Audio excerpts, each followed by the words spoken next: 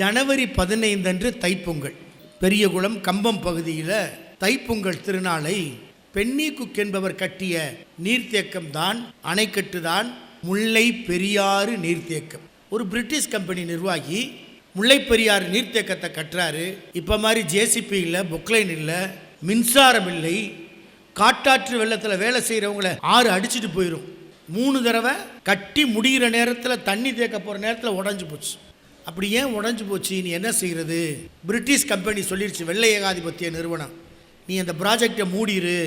Pennycuick மனம் கேட்கவில்லை. தமிழ்நாட்டு மக்களை வாழ வைக்க வேண்டும் என்ற எண்ணத்தில் ஊறியவன். கம்பெனி வேணாம் சொன்ன ப்ராஜெக்டை நம்ம முடிச்சே காட்டணும். தன்னுடைய சொந்த சொத்துக்களை விற்று வந்து பென்னிகுக் கட்டிய நீர்த்தேக்கம் தான் முல்லை பெரியாறு நீர்த்தேக்கம். ஊருணி நீர் நிறைந்தற்றே உலகவாம் பேரறிவாளன் திரு என்பதற்கு பென்னிகுக் போன்றவர்களும் கரிகாலன் போன்றவர்களும் உதாரணம். இதுக்கு நம்ம கம்பம் மக்கள் என்ன நன்றி சொல்கிறாங்க?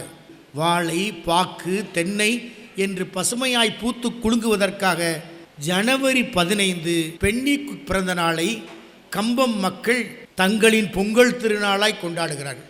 நன்றி மறப்பது நன்றன்று, நன்றல்ல அன்றே மறப்பது நன்று என்பதற்கு இலக்கணம்.